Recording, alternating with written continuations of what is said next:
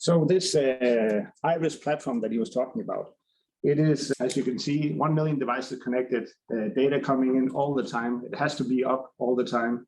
It's a tremendous effort to keep all this system in play. And like he said, we have different customers coming in with different demands, and we can't keep up. So we'll want to flip it around and say, all right, we have a bunch of things that have been built. I'll show that in a minute. And all these things, they point to a direction that we can create extension points on, and then have external developers do the same that we do internally. And that's build these Iris apps. And then we can build a marketplace, just like you know it from the App Store. You go in and download a couple of apps. There might be some that do the same thing, but one does it a little bit better or has a different color scheme or whatever you want, right? So that's the platform that we want to build. So again, just to iterate, it is these kind of machines coming into the Iris cloud, and the SDK is just a matter of exposing data. Sounds very simple, right? But it's not. When we look at it from the other side, this is the view of the manager. This is the main view. Once you log in, you can see your fleet on this world view with clusters, talking about the activity going on in this area, or the criticality status of those machines in that area. That's one view. That's the fleet home. Another view is reports, where you can click and generate a PDF file or Excel, or schedule it to be sent to you or your manager every week. And that's also an engine that's in this platform, being able to generate a report and expose that, right? And again, all customers have different needs or wishes, especially rental, right? They want to just click, generate a button that I can click in, and then out comes a report that tells you exactly what that end customer needs to pay. That's the easy version, right? But of course, we cannot integrate with all customers and still be Trackunit as a core. So we are being pulled in all these different directions while trying to build up this platform. Another view is this, where we just try to tell the customer, all right, you have this many brands, and it's divided into these segments and different types of equipment, and this is the age of your equipment.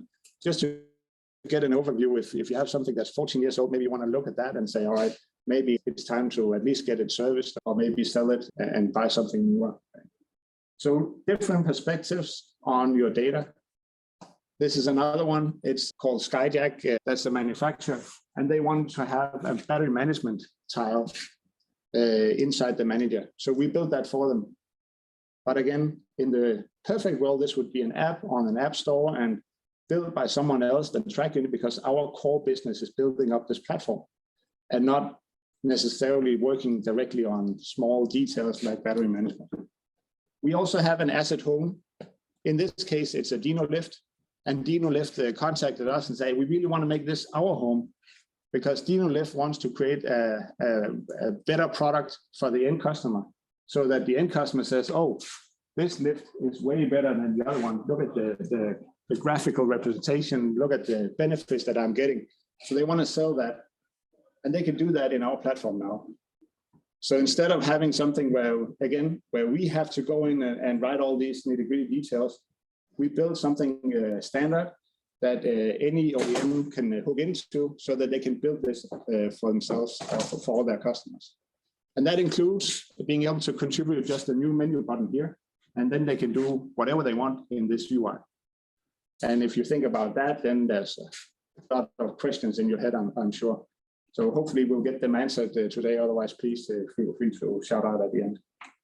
This is another view, same thing. It's an asset home. You get a nice picture and a nice bar up here and some colorful icons talking about AUSA machines. And then you have all the different tabs. Some of them are standard tabs, right? And some are called AUSA Now. That's the branding part of their AUSA Now brand.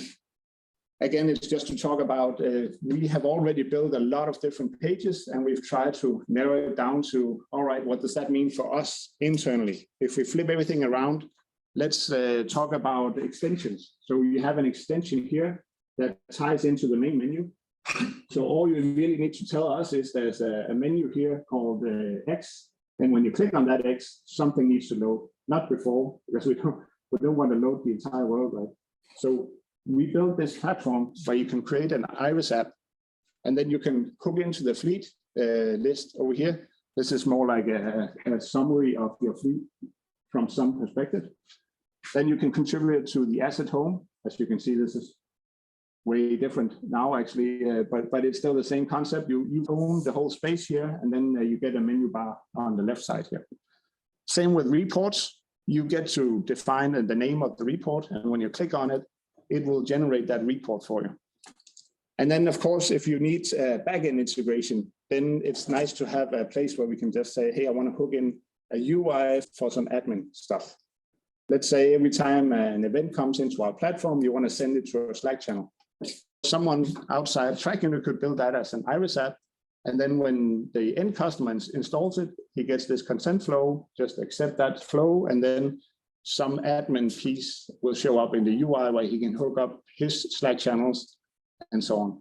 So again, it's a white space where he can control part of our UI.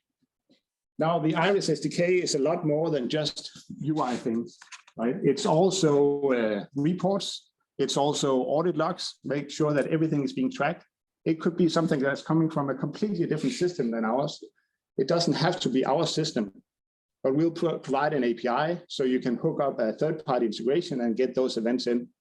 It could be these machine insights. That is these where you graph data over time. But okay, how has this been running over time? If there's a special version of that where it's calculating the fuel consumption, in case we want the CO2 emission, right?